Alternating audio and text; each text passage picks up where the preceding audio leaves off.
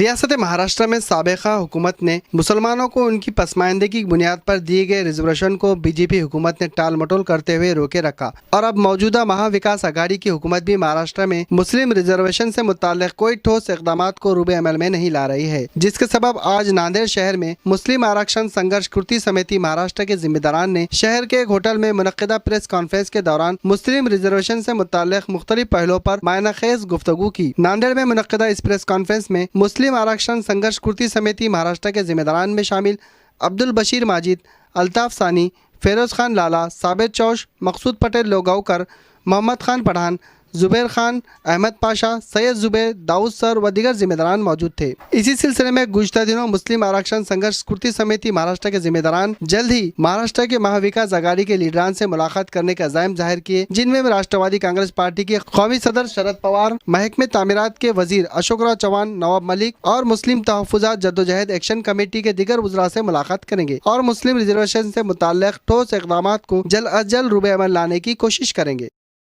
Minority के ताल्लुक़ से मुस्लिम आरक्षण के 5% की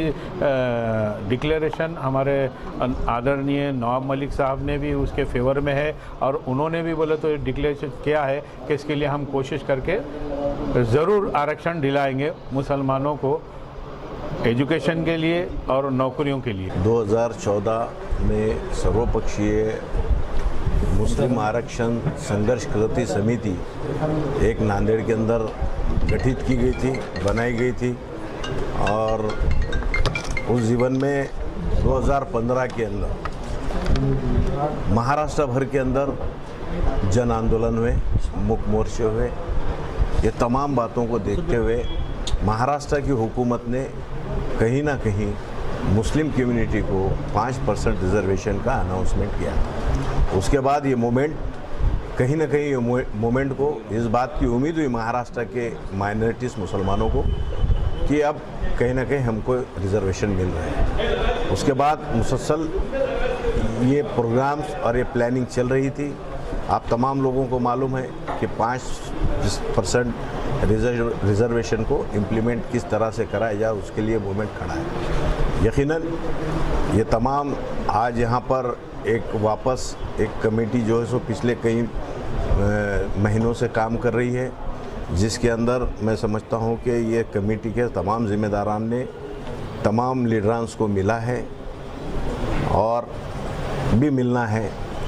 इसके बाद महाराष्ट्र की हुकूमत से भी जो मुख्यमंत्री उनसे भी मिलना है। तो यकीनन हमारा साथ उनको हमेशा ही है और इस इश्यूज़ को लेके यकीनन आज माशरे के अंदर रिजर्वेशन मुस्लिम कम्युनिटी को मिलना ये बहुत ज़रूरी है। इसके लिए यकीनन मजलिस इत्तेहादुल मुस्लिमीन अगर आप बोल रहे हैं तो हम सिस्टम में नहीं है, सिस्टम का पार्ट नहीं है, बाहर है, मगर हम जद्दोजहद करते रहेंगे। अगर इस मूवमेंट को रियासत महाराष्ट्र की हुकूमत अगर इसको अमल में जल्द से जल्द ले, ये हमारी एक रिक्वेस्ट रहेगी। अगर नहीं ले तो इसके लिए हम रास्ते पे उतर के आंदोलन करने को तैयार हैं। आज की ये प्रेस कॉन्फ्रेंस हमारे लेने का जो है मकसद यही कि जो पिछले महीने में हमारे जो है मुस्लिम आरक्षण के ताल्लुक से जो भी जो है काम हुए और आइंदा हम लोग जो है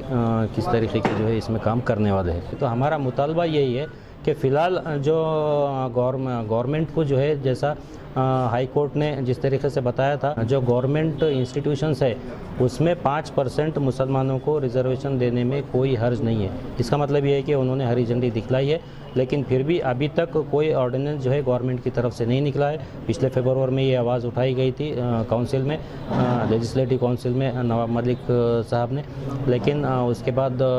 जो लेजिस्लेटिव काउंसिल के जो सभापति हैं रामराजे निम्बाड़कर साहब, उन्होंने भी इस तरीके के ऑर्डर्स दिए थे, लेकिन अभी उसका जो है कोई इम्प्लीमेंटेशन नहीं हुआ। तो हमारा मकसद ये काम करने का यही है कि जो है जो मुस्लिम आरक्षण जो 5% गवर्नमेंट इंस्टीट्यूशन को जो है दिया जाना चाहिए वो जल्द से जल्द बहाल किया जाए।